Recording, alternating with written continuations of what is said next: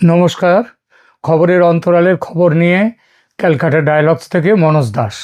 Vote হবে কিনা তার ঠিক নেই, না হওয়ার সম্ভাবনা এখনও যথেষ্ট, কিন্তু যদি হয় তাহলে ক্ষমতা দখলের সুযোগ কাজে লাগাতে সব ব্যবস্থা পাকা করে ফেলেছে ইউনূস জামাত জোট। আমার এই কথা শুনে কেউ বলতেই পারেন, এটা কেমন কথা? ইউনূস তো রাষ্ট্রপ্রধান, তার অবস্থান তো নিরপেক্ষ, তিনি কবে কখন জামাতের সঙ্গে জোট করলেন? এমন কথা যদি কেউ বলেন, তাকে বাংলাদেশের ব্যাপারে কিচ্ছুটি তিনি জানেন না, এটা বলতেই হবে। এই যে ন্যাশনাল সিটিজেন্স পার্টি বা এনসিপি, এটা তো ইউনূসের নিজের পার্টি, তাই তো এর নাম কিংস পার্টি। এই দল যখন জামাতের সঙ্গে জোট করে, তখন ইউনূস জামাত জোট ছাড়া কিছু বলা যায় কি? এই জোট ক্ষমতা ধরে রাখার জন্যে, মানে এতদিন তো বিনা নির্বাচনে ক্ষমতা রেখে দিয়েছে, এখন নির্বাচনের যদি হয়, তাহলে নির্বাচনে এই জোট ক্ষমতা ধরে রাখার জন্য যা শুরু করে দিয়েছে, সেটা অবাক করার মতো। এটা দেখলে বোঝা যাবে কেমন ভোট হতে চলেছে বাংলাদেশে। বাংলাদেশের মেইন স্ট্রিম সংবাদ মাধ্যম বর্তমানে জামাতের কোলে বসে আছে, তাই এই সব খবর কোথাও নেই। কিন্তু কিছু বিদেশে বসে থাকা বাংলাদেশের ইউটিউবার সামাজিক মাধ্যমে এই নিয়ে যা বলছেন, এটুকুই যা। কিন্তু ভারতের গোয়েন্দাদের কাছে এসব খবর বিস্তারিত পৌঁছে গেছে যে বাংলাদেশে ভোটে কি হতে চলেছে। ঠিক ভোটের 1.5 সপ্তাহ আগে নিরাপত্তা বাহিনীর একটি বিশেষ শ্রেণীকে দিয়ে বুথ দখলের, ভোট কেন্দ্র দখলের পাকা ব্যবস্থা হয়ে গেছে। এই বিশেষ নিরাপত্তা বাহিনীটি হলো র্যাব বা র্যাপিড অ্যাকশন ব্যাটালিয়ন। বলা নিষ্প্রয়োজন, তবু বলি, এটি বাংলাদেশের একটি এলিট প্যারামিলিটারি ফোর্স। সংস্থাটি বাংলাদেশের সেনা বিভাগের অধীনে নয়, গৃহ মন্ত্রণালয়ের অধীনে। গতকাল থেকে এলিট ফোর্স র্যাবের নাম পরিবর্তন করে রাখা হয়েছে SIF বা স্পেশাল ইন্টারভেনশন ফোর্স। স্বরাষ্ট্র উপদেষ্টা জানিয়েছেন, শুধু নামেই নয়, বাহিনীর ইউনিফর্ম, লোগো এবং কার্যপদ্ধতিতেও বড় পরিবর্তন আনা হয়েছে। অন্তর্বর্তী সরকার যখন চলে যাওয়ার মুখে, যখন নির্বাচনের মাধ্যমে নতুন নির্বাচিত সরকার গঠনের উদ্যোগ চলছে, তখন কেন এত তাড়াহুড়ো করে র্যাবের খোল নলছে বদল করা হচ্ছে? মেটিকুলাস ডিজাইনার জামাত ইউনূসের এটা এক বড় ডিজাইন। সেই ডিজাইনের আলোচনার আগে দেখা যাক, এই যে নির্বাচন অনুষ্ঠানের কথা চলছে, সেখানে দেশের নিরাপত্তা বাহিনীর সদস্যদের কিভাবে ব্যবহার করা হবে। নির্বাচন কমিশনের চূড়ান্ত পরিকল্পনা অনুযায়ী এবারের নিরাপত্তায় প্রায় 8 লক্ষ সদস্য মোতায়েন থাকছেন। বিভিন্ন বাহিনীর ভূমিকা এরকম: সেনাবাহিনীর থাকবে 1 লক্ষ সদস্য, তারা স্ট্রাইকিং ফোর্স হিসেবে কাজ করবে, সরাসরি ভোট কেন্দ্রে থাকবে না, তবে জরুরি প্রয়োজনে ডাকলে তারা দ্রুত সাড়া দেবে। পুলিশ বাহিনীর 1.5 লক্ষ সদস্যকে ব্যবহার করা হবে, তারা কোথায় থাকবে? ভোট কেন্দ্রের বাইরে তারা টহল দেবে এবং এলাকার শান্তি শৃঙ্খলা বজায় রাখার কাজে থাকবে। এরপর বিজিবি বা বর্ডার গার্ডস বাংলাদেশ, এদের 35,000 সদস্য, তারা সীমান্ত জেলাগুলোতে এবং ঢাকার গুরুত্বপূর্ণ এলাকায় টহলদারি করবে। এরপর আনসার বা ভিডিপি, আনসার এবং ভিডিপি মানে ভিলেজ ডিফেন্স পার্টি, তার প্রায় 5.5 লক্ষ সদস্য থাকবে। প্রতিটি ভোট কেন্দ্রের অভ্যন্তরীণ নিরাপত্তা এবং ভোটারদের লাইন নিয়ন্ত্রণের প্রধান দায়িত্ব এদের হাতে, মানে এরা থাকবে বুথের ভেতরে। এদের হাতে সাধারণভাবে কোনো আগ্নেয়াস্ত্র থাকবে না। র্যাব বা পরিবর্তিত নাম এসআইএফের কথায় এবার আসি। এসআইএফের সদস্য সংখ্যা মোট 12,000-এর মতো। নির্বাচনে এদের কোনো নির্ধারিত ভূমিকা নেই। এদের ওপর দায়িত্ব ঝুঁকিপূর্ণ যে সমস্ত কেন্দ্র ও সন্ত্রাস দমন করবার জন্য বিশেষ মোবাইল টিম হিসেবে এরা কাজ করবে। আর এখানেই সরকারের বিশেষ পরিকল্পনা তৈরি হয়েছে। আগেই বলেছি, এদের পোশাক আশাক সব পাল্টে দেওয়া হয়েছে। এই পোশাক পরিবর্তনের পেছনে একটা খুব বড় খেলা কাজ করছে। সেই খেলা যে খুব একটা গোপন রাখা গেছে তা নয়। খবর পাওয়া গেছে এসআইএফের সদস্যদের জন্য নতুন পোশাকের যত লাগবে তার অতিরিক্ত 20,000 অতিরিক্ত পোশাকের অর্ডার গেছে। এই অতিরিক্ত পোশাক দেয়া হবে কাদের কাদের জন্য আনা হচ্ছে? জামাত এনসিপি জোটের যে বিশেষ হারমাদ বাহিনী আছে তাদের জন্য। তারা এই ইউনিফর্ম ব্যবহার করে বুথ দখলের জন্য নির্দিষ্ট ভোট কেন্দ্রগুলোতে গিয়ে হাজির হবে, হামলা চালাবে। এই গুজব, মানে এটা যে গুজব বা অমূলক আশঙ্কা তা কিন্তু নয়। এই আশঙ্কার কথা পৌঁছে গেছে সেনাবাহিনীর কাছেও। আর সেটা নিয়ে সেনাবাহিনী, গোয়েন্দা সংস্থাগুলো এবং বর্তমান এসআইএফ মানে যারা র্যাব, সেই কর্তৃপক্ষ অত্যন্ত সতর্ক অবস্থানে রয়েছে। কারণ তাদের নজরের বাইরে এই 20,000 পোশাকের অর্ডার দেওয়া হয়েছে। সেই পোশাকগুলো পরে অন্যরা যাবে। গতকাল ওই হারমাদরা যাবে।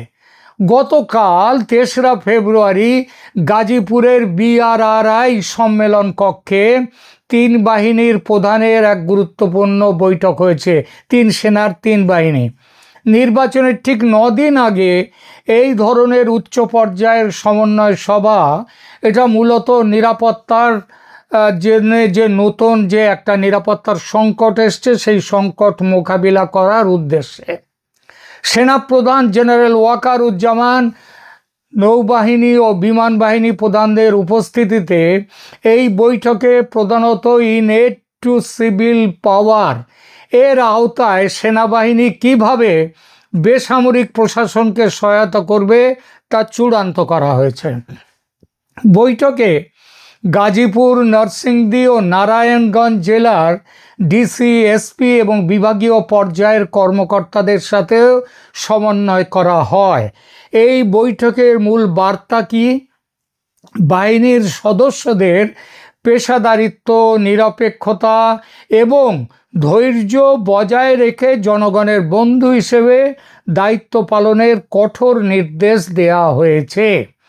এসআইএফের পোশাক ব্যবহার করে হারমাদরা বুথ দখল করে ছাপ্পা ভোট দিতে এলে কিভাবে সেটা রুখে দেওয়া যাবে সেটা নিয়েও কিছু ব্যবস্থার কথা বলা হয়েছে।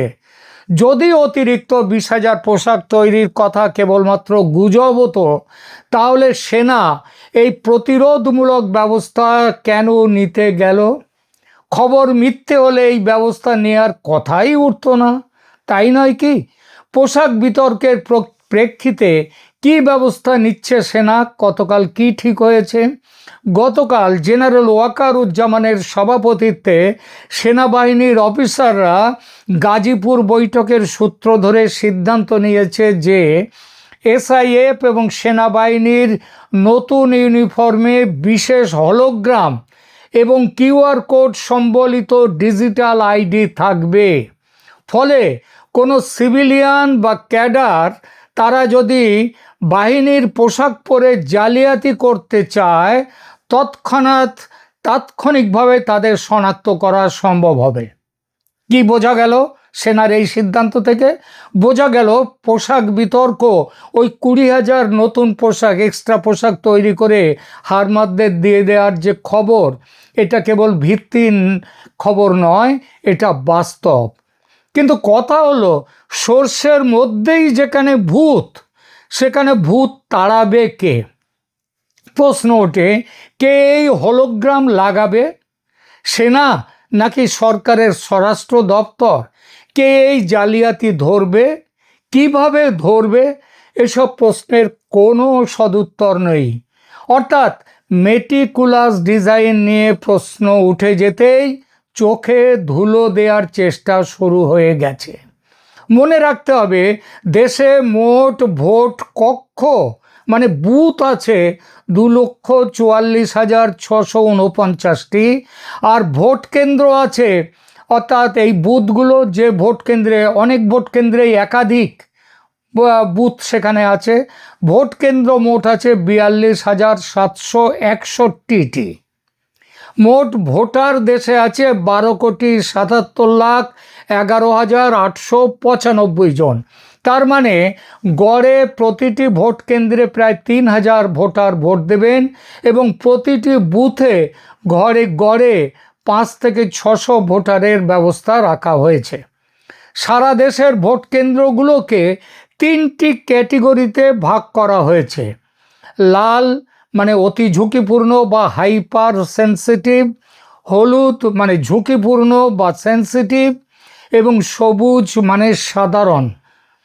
নিরাপত্তা সূত্র মতে 42,761টি ভোট কেন্দ্রের মধ্যে হাইপার সেন্সিটিভ ভোট কেন্দ্র প্রায় 21,000, সেন্সিটিভ বা ঝুঁকিপূর্ণ ভোট কেন্দ্র প্রায় 16,359, আর নর্মাল বা সাধারণ ভোট কেন্দ্র মাত্র 5,000-এর মতো। এতেই বোঝা যাচ্ছে কোন উত্তেজনাকর পরিস্থিতির মধ্যে ভোট হতে চলেছে বাংলাদেশে। জামাত জোটের কাছে এবারের ভোট হলো তাদের ক্ষমতায় দীর্ঘ সময়ের জন্য থাকার শেষ আশা। জিতলে বাঁচবে, হারলে মরবে, পালাবার পথ নেই। চারদিকে 3.5 দিকে ভারত, আর একদিকে বঙ্গোপসাগর, সুতরাং পালাবার পথ নেই। তাই তাদের মন্ত্র হচ্ছে করেঙ্গে ইয়া মরেঙ্গে। এই স্লোগানটা করেঙ্গে ইয়া মরেঙ্গে, এটা ইংরেজের বিরুদ্ধে স্লোগান দিয়েছিলেন গান্ধীজি। তবে জামাত জোটের পথ কিন্তু গান্ধীর পথে নয়, গান্ধীবাদী পথ নয়, তারা লড়কে লেঙ্গে বাংলাদেশ। বিএনপি এতদিন নেতৃত্ব সংকটে ভুগেছে। বিএনপির সাধারণ পরিচয় খিচুড়ি দল। এই দলের আদর্শ হিন্দি ফর্মুলা ছবির মতো, রাগ, দুঃখ, ফাইট, প্রেম সব কিছু ফর্মুলা মাফির এক এক চামচ করে নিয়ে আসা, সব দিক থেকে এক এক খাবলা মশলা নিয়ে তৈরি হয়। এখানে বিএনপিও তৈরিও ঠিক সেইভাবে। এখানে মুক্তিযুদ্ধের পক্ষ আছে, মুক্তিযুদ্ধের বিপক্ষ আছে, ধর্মনিরপেক্ষতা পক্ষ আছে, আবার গোঁড়া ইসলামী পক্ষ আছে, পাকিস্তানপন্থী আছে, আবার পাকিস্তানের বিরুদ্ধপন্থী আছে, ভারতপন্থী আছে, আবার ভারত বিদ্বেষী আছে। এই দলটি মাঠের লড়াইয়ে নেমেছে অনেক পরে। তারেক রহমান দেশে ফেরার পরও বেশ কয়েকদিন নাকে সর্ষের তেল দিয়ে ঘুমিয়েছে। ততদিনে জামাতের ঘর গোছানোর কাজ শেষ। সেজন্যেই জামাত জয়ের স্বপ্ন দেখছে, জয়ের দোরগোড়ায় পৌঁছে গেছে ভাবছে তারা, এবং সেটা ভাবনাটা খুব একটা মিথ্যেও নয়। এখন শুধু দরজা খোলার অপেক্ষা। সে কাজটুকু করার জন্য সব কিছু করতে তৈরি জামাত। এই সব কিছু বলতে কি, এসআইএফের পোশাকে নিজেদের হারমাদদের দিয়ে ভোট কেন্দ্র দখলের প্ল্যানও আছে। তাই সেই কেউ স্বীকার করুক আর নাই করুক। ওয়াকারুজ্জামান গতকাল গাজীপুরের বৈঠকে এ নিয়ে উদ্বেগ প্রকাশ করেছেন, প্রতিরোধমূলক ব্যবস্থা নেওয়ার কথা বলেছেন। তবে গত 1.5 বছর তার নিজের যা ট্র্যাক রেকর্ড দেখেছে দেশের মানুষ, তাতে কোনটা তার মুখ আর কোনটা তার মুখোশ তা নিয়ে মানুষের বিস্তর সন্দেহ। 12ই ফেব্রুয়ারি কি ঘটবে দেশে সেটা জানেন কেবল পরম করুণাময়। ধন্যবাদ।